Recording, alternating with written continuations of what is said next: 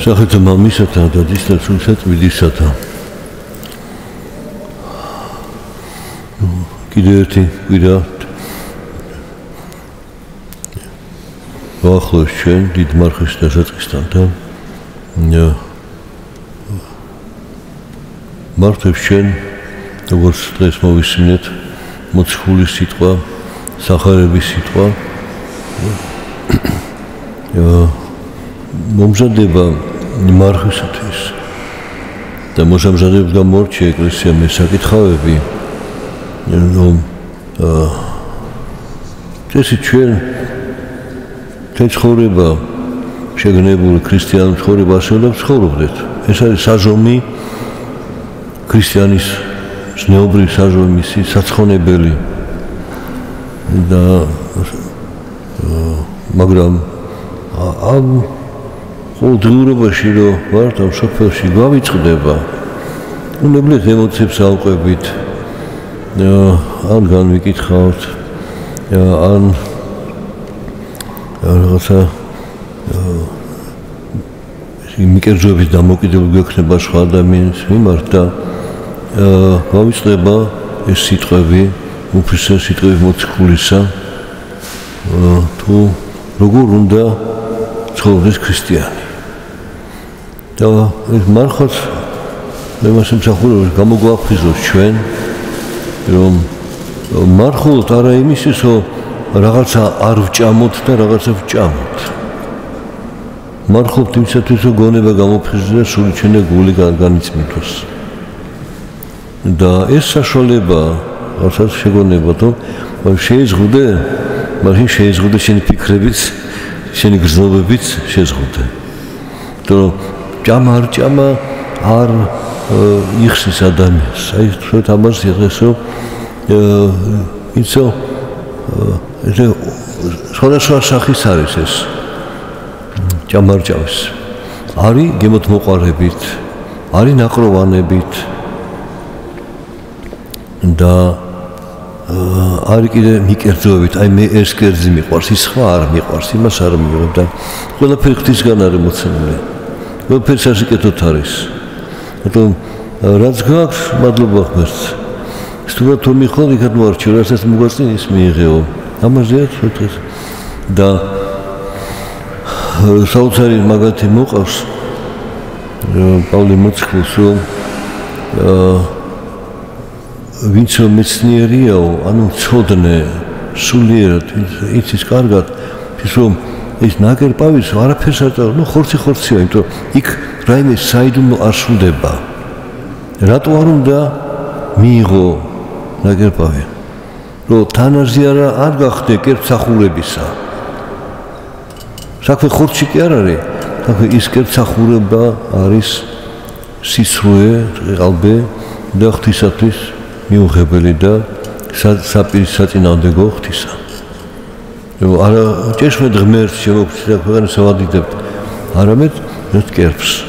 ნუ დღეს სხვა სახის კერპთაყვანისმცემლობა არის.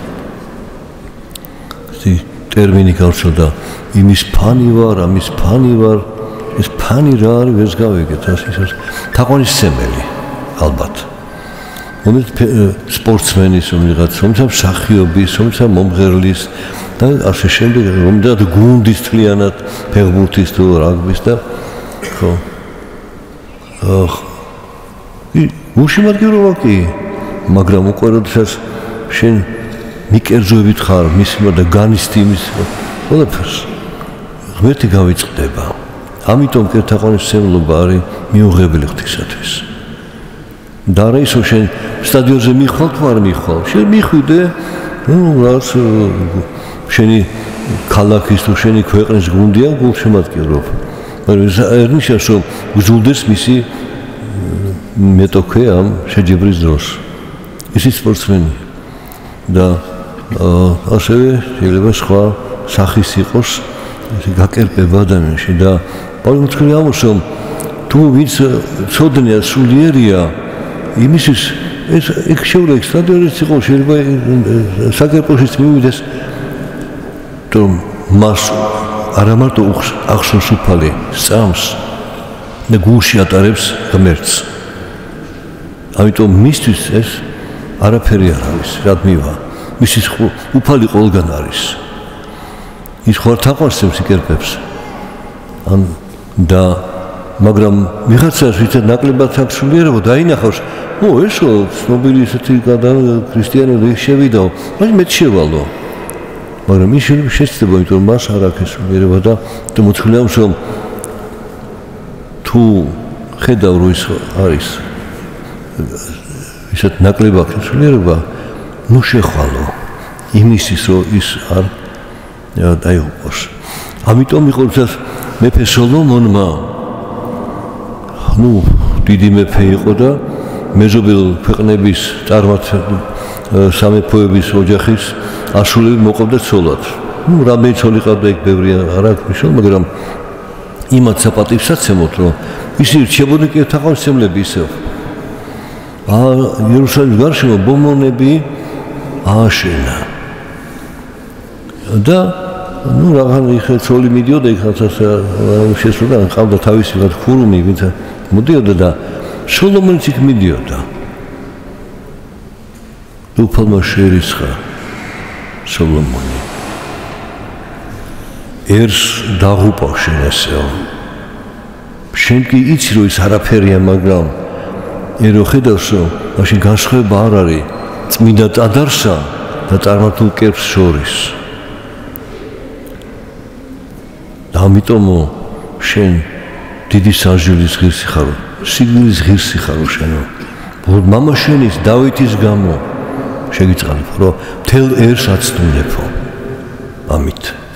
თუმცა მასული კერპთა ცდუნებისა შინაგანი თავისუფლება, ღვთისმიერი თავისუფლება ამოძრავებდა მას. ის ბრძენი იყო, მაგრამ ვერ გაითვალისწინე რომ ყველა ბრძენი ხო არ არის.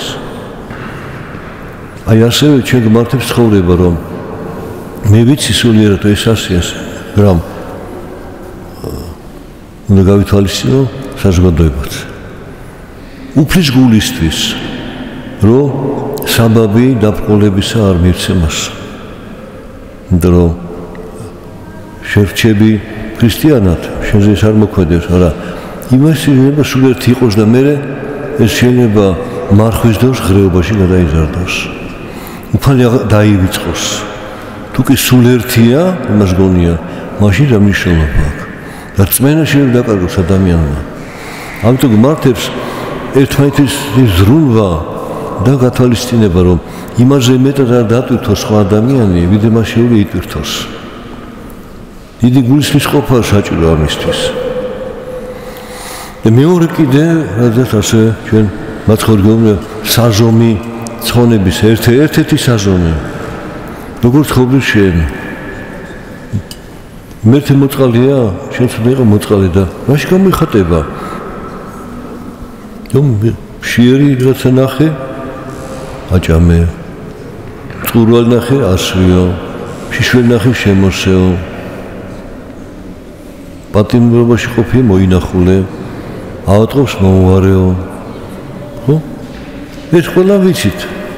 მაგრამ ჩვენ ისიც ხოლმე ახლობლებთან მიმართებაში, როცა ჩემი ახლობელია და თუ ცხოა იმასაც ჭირდება ყურადღება, გულისმიერი დამოკიდებულება. ამიტომ ყველა ღვთის ხატად არის შექმნილი. ამიტომ ყველაში უფალი არის.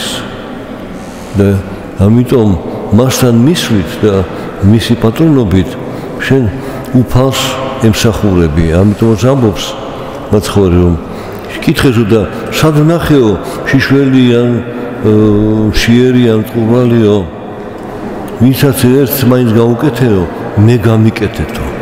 ამიტომ ღვთის ხატად არის შექმნილი ადამიანი.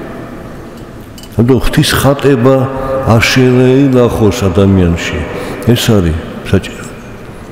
და სამწუხაროდ თოცა ემოციებს აყვებიან, ხა პოლიტიკური ემოციები თუ სხვანაირი ემოციები და სპორტული თუ მუსიკალური, ხანდახან სხვა ავიწყებათ ადამიანი. და უგულისხმო ხდება მის მიმართ. ამიტომ ჩვენ ქრისტიანებს ყველაზე მეტი მოგვეთხოვება ღვთისა.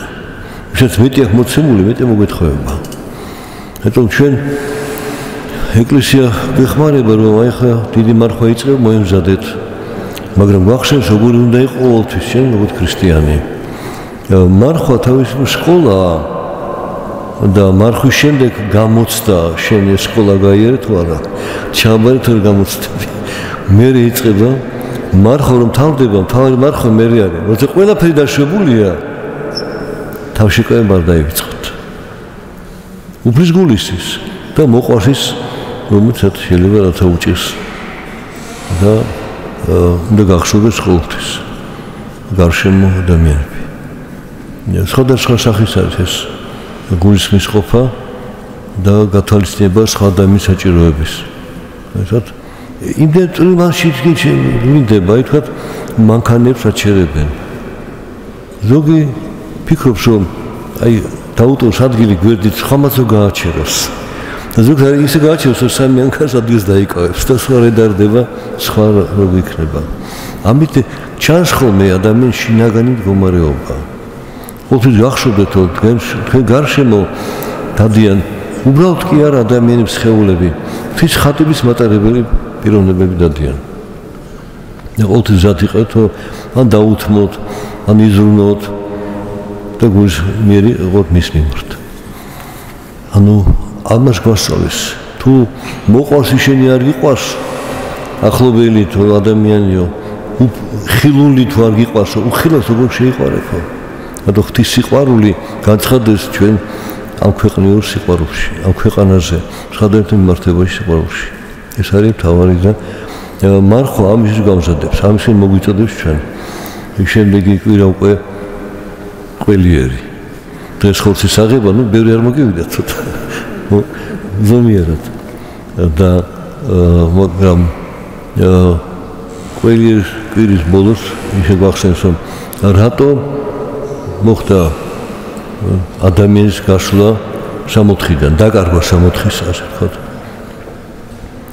და გაიყო ფიცნებობა და ღვთისმშობლის თვალთმაქცობა